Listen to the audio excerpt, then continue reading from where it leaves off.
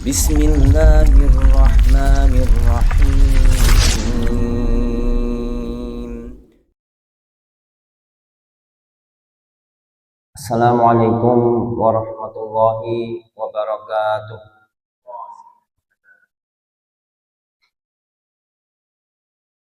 Innal hamdalillah nahmaduhu wa nasta'inuhu wa nastaghfiruh wa na'udzu billahi min syururi anfusina wa min sayyiati a'malina may yahdihillahu fala mudhillalah wa may yudlil fala hadiyalah. Asyhadu an la ilaha illallah wahdahu la syarikalah wa asyhadu anna Muhammadan abduhu wa rasuluh. Allahumma salli ala Muhammad wa ala ali Muhammad kama sallaita ala Ibrahim wa ala ali Ibrahim innaka Hamidum Majid. Allahumma barik ala Muhammad wa ala ali Muhammad kama barakta ala Ibrahim wa ala ali Ibrahim innaka Hamidum Majid. Bapak Ibu jamaah Masjid Sulaiman Arif Abdillah rahimakumullah. Alhamdulillah pada kesempatan pagi hari ini Jumat ba'da subuh tanggal 13 Rajab 1447 Hijriyah. Allah mudahkan kita, Allah lapangkan kita bertemu kembali dalam keadaan sehat walafiat, dalam keadaan keimanan dan ketakwaan kita insya Allah masih Allah jaga.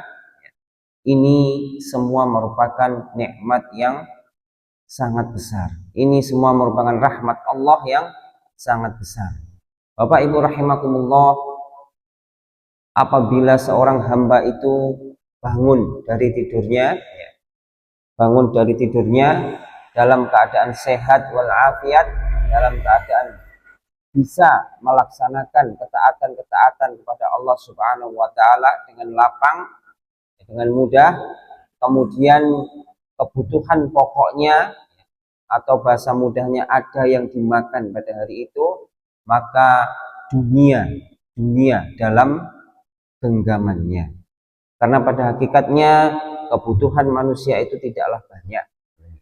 Kebutuhan manusia itu tidaklah banyak. Yang menjadi banyak niku karena godaan hawa nafsu, godaan syaitan, sehingga naudzubillah min dzalik kita menjadi hubud dunya atau cinta dunia yang berlebihan. Naudzubillah.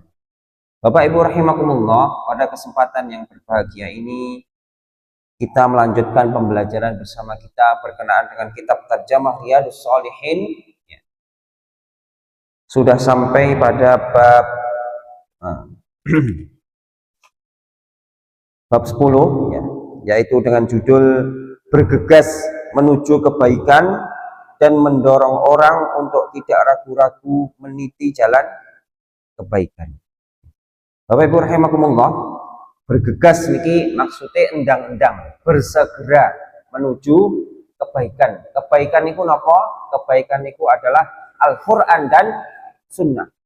Itulah kebaikan. Jadi bukan kebaikan menurut kebanyakan manusia, bukan kebaikan menurut hawa nafsu kita, atau bahkan kebaikan-kebaikan menurut hal-hal yang lain. Tetapi kebaikan itu adalah kebaikan yang sudah Allah Subhanahu wa taala tetapkan di dalam Al-Qur'an dan Sunnah. Barang siapa diseru dengan Al-Qur'an dan Sunnah, maka bersegeralah. Insyaallah, semoga Allah mudahkan.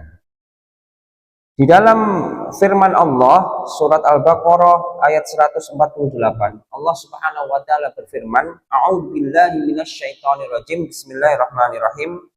Fastabiqul khairat, yang artinya maka berlomba-lombalah.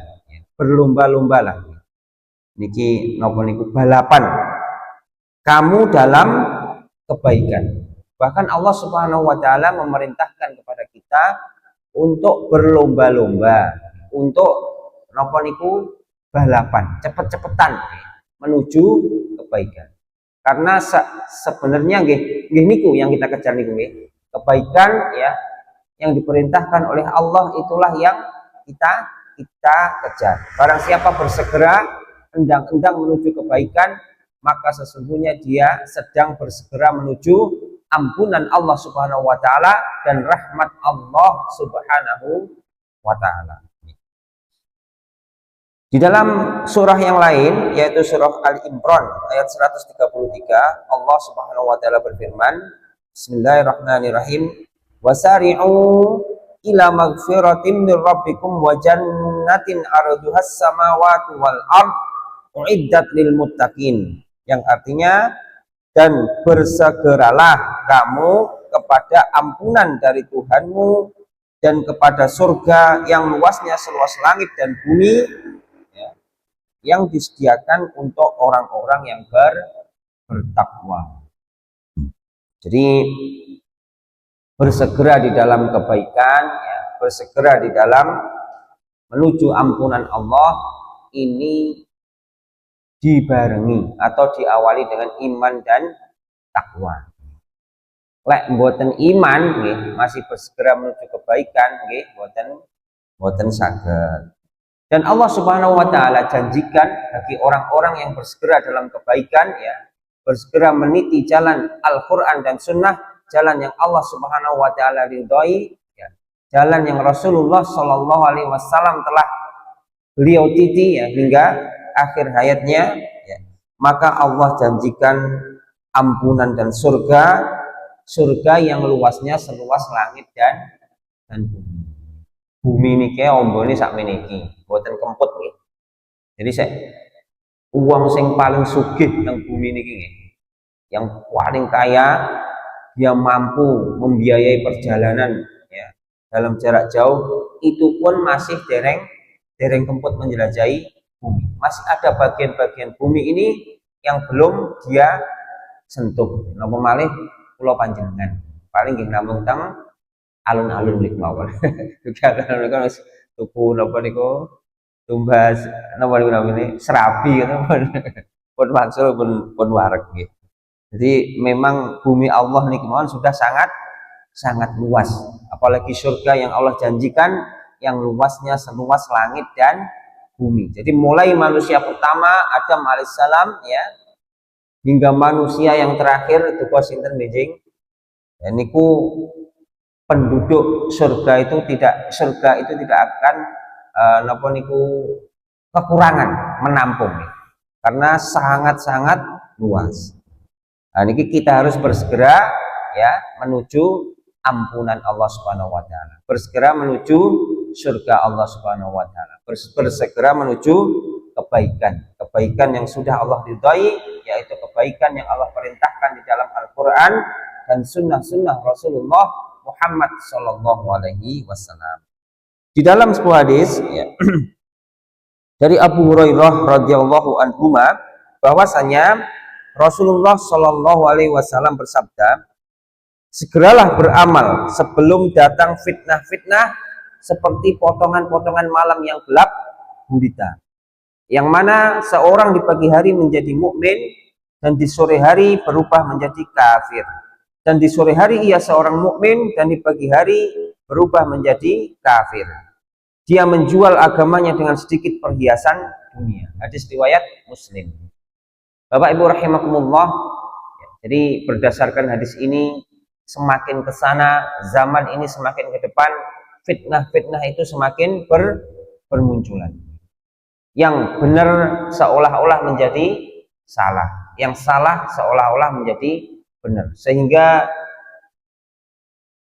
apa itu yang disebut dengan kebenaran itu perlahan-lahan menjadi kabur. Itulah fitnah yang muncul.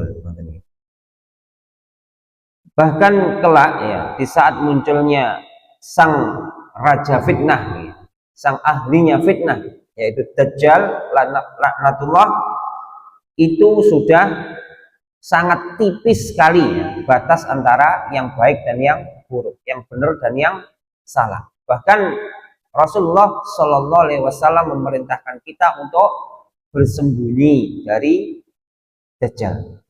Dajjal itu menungso tapi fitnahnya sangat kuat, sihirnya sangat kuat. Siapapun, ya, bahkan yang mengaku imannya paling kuat, nopo kiai, nopo ustadz, nopo syekh, itu tetap dilarang menemui Dajjal. Karena nggak akan mampu melawan si Dajjal ini. Fitnahnya sangat-sangat kuat, sangat-sangat hebat. Bisa jadi digambarkan dalam hadis ini paginya beriman karena terfitnah, sorenya sudah kafir. Atau sebaliknya, sorenya beriman karena terfitnah, paginya sudah kafir. Bahkan orang-orang terdahulu di zaman Imam Syafi'i ya radhiyallahu anhuma itu terjadi fitnah yang sangat besar. Fitnah yang sangat besar, yaitu orang-orang untuk mempertahankan keimanannya, mempertahankan ketakwaannya, ya, itu harus menghadapi pedang sang pemimpin. Kalau meskipun beriman, meskipun bertakwa, tapi kok tidak membela pimpinan niku dibunuh. Itu adalah fitnah yang paling berat sekali. Dibunuh atau mungkin dipotong tangannya dan kakinya secara bersilang. Ya. Seperti yang sudah masyhur itu di zaman Fir'aun, barang siapa yang tidak beriman pada saat itu, maka Fir'aun ini sangat kejam. Dibunuh, dimasukkan air yang mendidih. Bahkan anak-anak laki-laki yang baru lahir dibunuh oleh Fir'aun ini dengan apa nih kumi? Dengan ya tanpa rasa bersalah, tanpa rasa berdosa gitu. Ini namanya juga orang sudah kadung napa basa Jawa ini kesetanan. Itulah fitnah yang sangat berat Bapak Ibu rahimakumullah. Seseorang mempertahankan imannya, mempertahankan ketakwaannya kepada Allah Subhanahu wa taala diuji dengan ujian yang semakin berat, diuji dengan fitnah yang semakin berat. Jadi alhamdulillah kita ini bahasanya sik penak ngoten. Allah lapangkan kita, negara kita Indonesia ini masih aman, tentram, damai, sejahtera insyaallah. Lek wonten kurang-kurangi titik niku nggih wajar, namanya nggih menungso ngoten.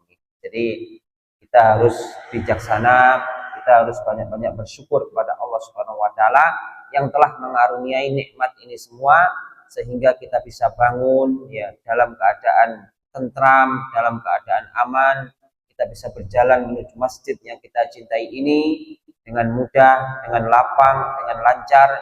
Ini adalah nikmat-nikmat yang sangat besar, rahmat Allah yang sangat besar. Semoga Allah Subhanahu wa taala mengaruniakan kepada kita keistiqomahan untuk senantiasa beriman dan bertakwa kepada Allah Subhanahu wa taala. Semoga Allah Subhanahu wa taala senantiasa menjaga keadaan ini ya hingga akhir hayat kita, hingga kita bertemu dengan wajah Allah Subhanahu wa taala. Bapak Ibu rahimakumullah, di dalam hadis yang berikutnya dari Abu Sirwa'ah ya Uqbah Ibnu Harits radhiyallahu anhuma, dia berkata, saya sholat asyar di Madinah di belakang Nabi Shallallahu Alaihi Wasallam. Beliau mengucap salam, ya, salam dari bar sholat asyar ya. Kemudian berdiri dengan cepat, lalu melangkah di antara leher para jamaah menuju ke sebagian kamar istrinya. Orang-orang terkejut dengan tergesa-gesanya. Kemudian beliau keluar menghadap mereka. Beliau melihat keterkejutan mereka terhadap sikap Nabi yang tergopoh-gopoh. Beliau bersabda, saya ingat sesuatu dari batangan emas yang ada pada kami. Saya tidak suka kalau ia menahanku, maka segera aku perintahkan untuk membagi-bagikannya. Hadis riwayat Al-Bukhari. Bapak Ibu rahimakumullah, jadi ini berkenaan dengan sholat ya, atau napa niku kebiasaan atau amal yang dilakukan kaum muslimin setelah sholat. Rasulullah Shallallahu Alaihi Wasallam ya, di dalam sebuah hadis, insya Allah nggak buatan kelintu riwayat Ibnu Abbas gitu. Niku nggih pernah setelah sholat wajib nih, niku melakukan zikir bersama yang dijaharkan, yang dikeraskan. Jadi zikir dibanter nih ngoten nggih. Napa niku astagfirullah banter yang dilakukan bersama-sama ditirukan oleh para sahabat. Akan tetapi Rasulullah Shallallahu Alaihi Wasallam juga keseringannya atau mungkin kebiasaan beliau selanjutnya yang istiqomah hingga akhir beliau, hingga akhir hayat beliau itu melakukan zikir setelah sholat dengan sir atau dengan sendiri.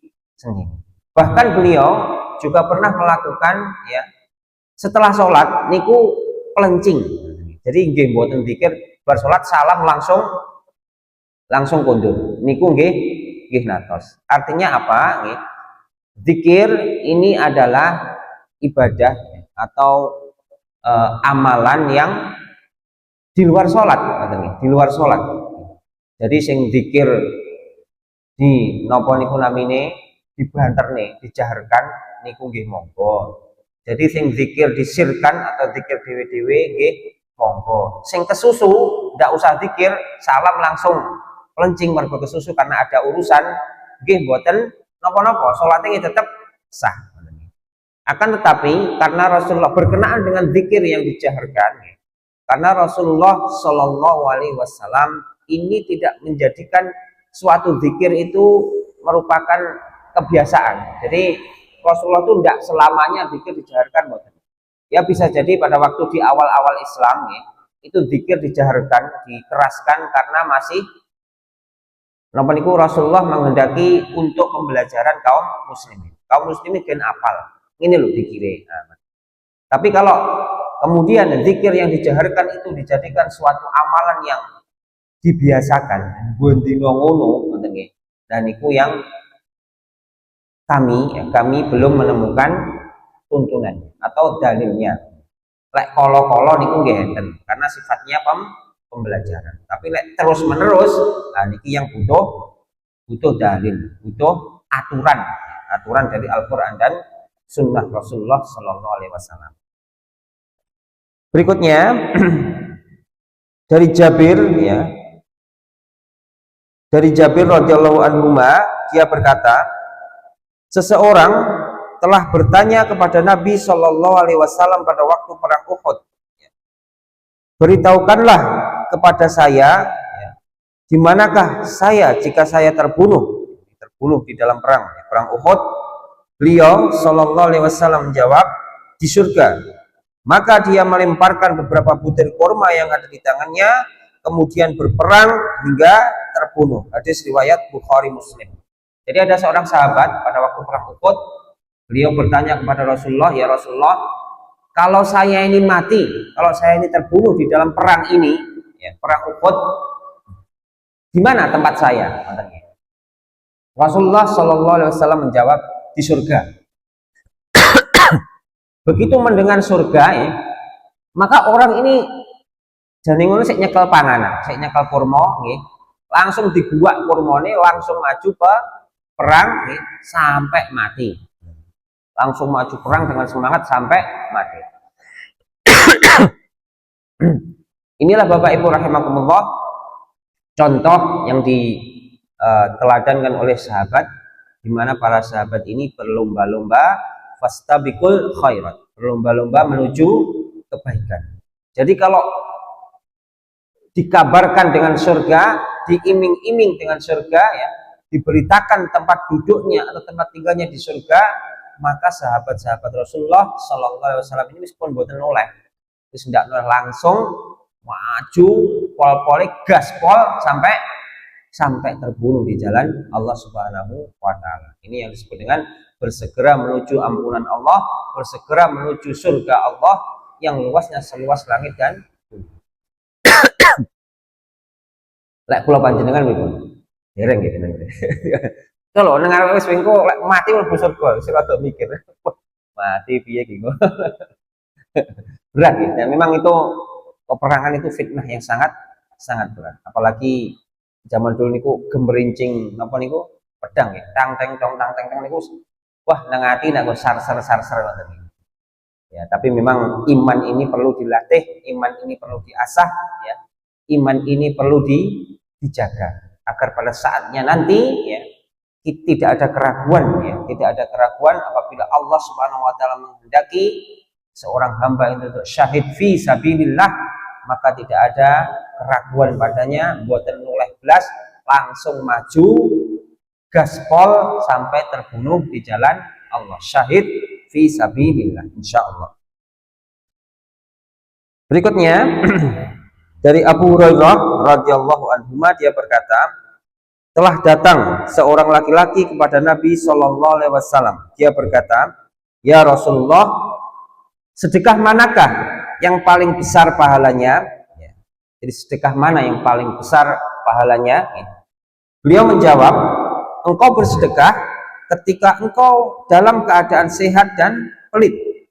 Engkau mengkhawatirkan kekurangan dan mengharapkan kecukupan, dan engkau tidak menundanya hingga nyawa sampai pada tenggorokan, yang mana engkau akan berkata, untuk fulan sekian, untuk fulan sekian, padahal waktu itu ia atau harta telah menjadi milik fulan atau ahli waris." Bapak Ibu rahimakumullah, maka ujian kekayaan atau ujian harta niki juga merupakan suatu ujian yang berat. Biasanya wong lek sugih ya niku hawa nafsunya akan mendorongnya untuk tambah sugih nih. Seperti dalam hadis Rasulullah SAW ya, seandainya anak Adam itu diberi segunung emas atau selembah emas, maka dia pasti akan menginginkan yang kedua. Pelite boten karuan. Padahal segunung emas itu dipangan pirang-pirang turunan boten telas. Tapi itulah memang sifat manusia. Maka Rasulullah SAW menghabarkannya, barang siapa diuji dengan harta, diuji dengan kelapangannya, kemudian dia mampu atau mau melakukan sedekah,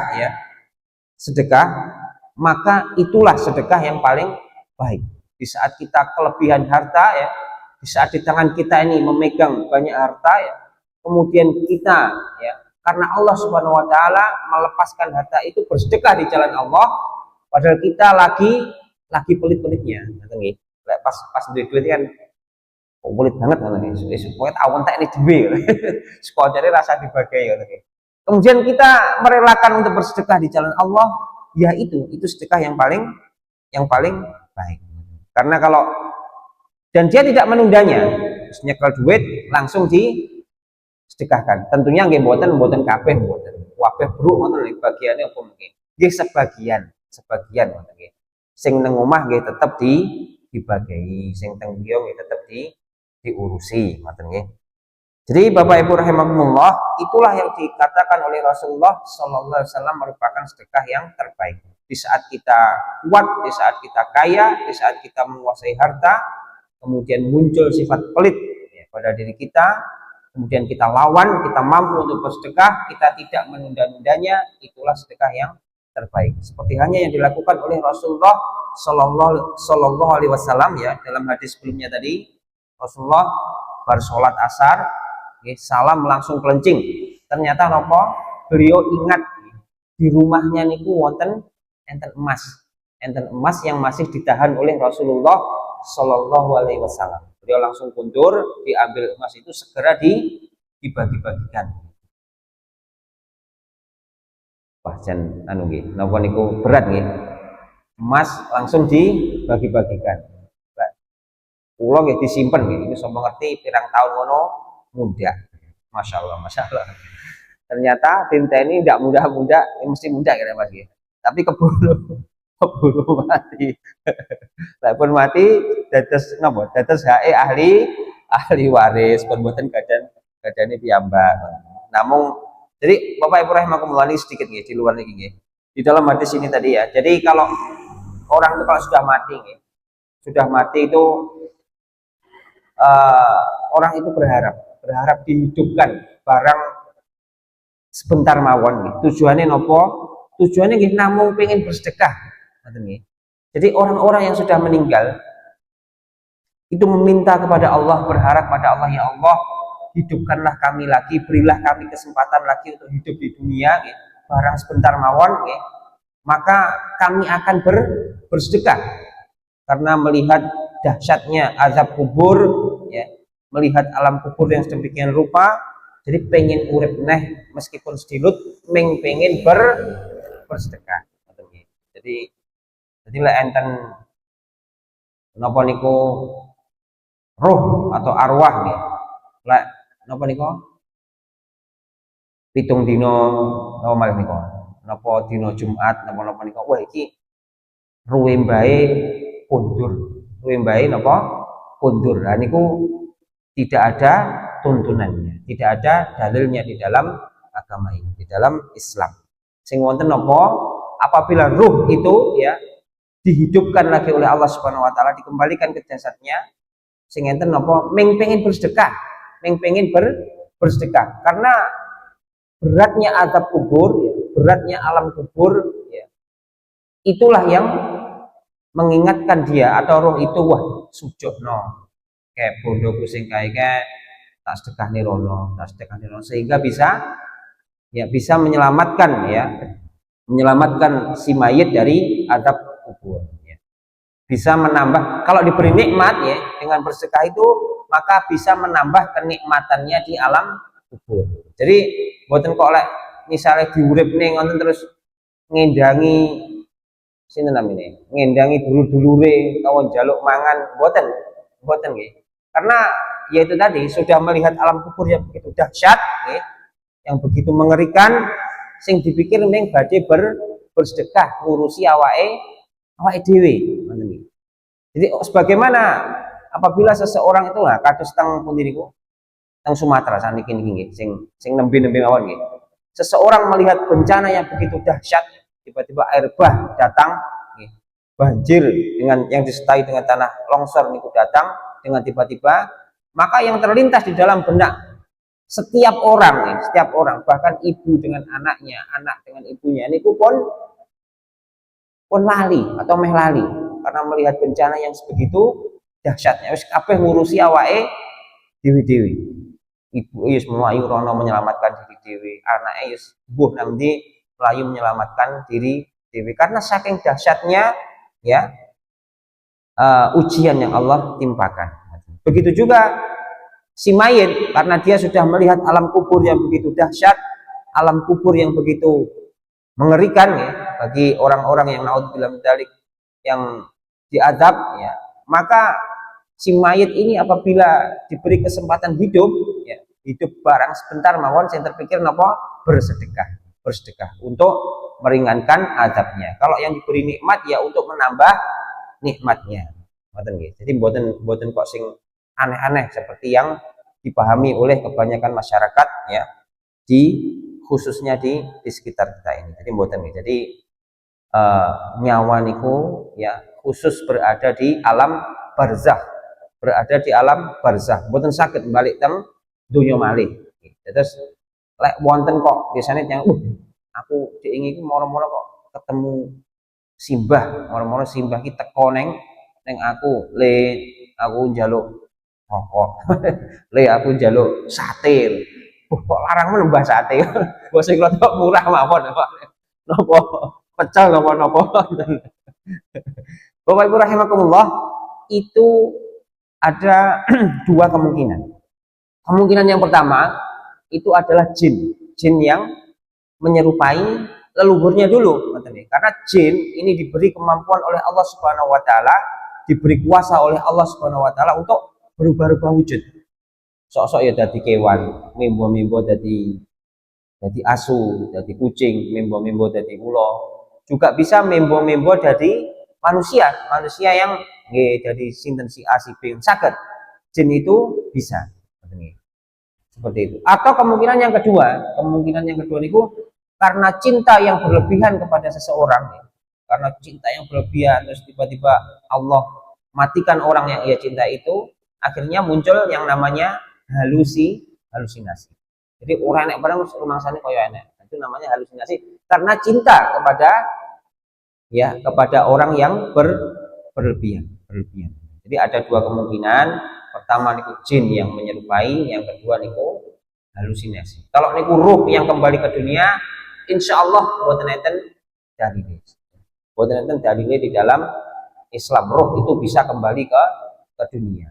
Bahkan dalam hadis tadi, ruh niku mohon-mohon kepada Allah Subhanahu wa taala agar dikembalikan untuk bersedekah, tapi nggih mboten mungkin. Pun mati nggih sampun, berarti jatahe pun telas. Makanya Bapak Ibu rahimakumullah, semoga Allah Subhanahu wa taala mudahkan kita, menjaga kita, melapangkan kita, membimbing kita, menolong kita ya.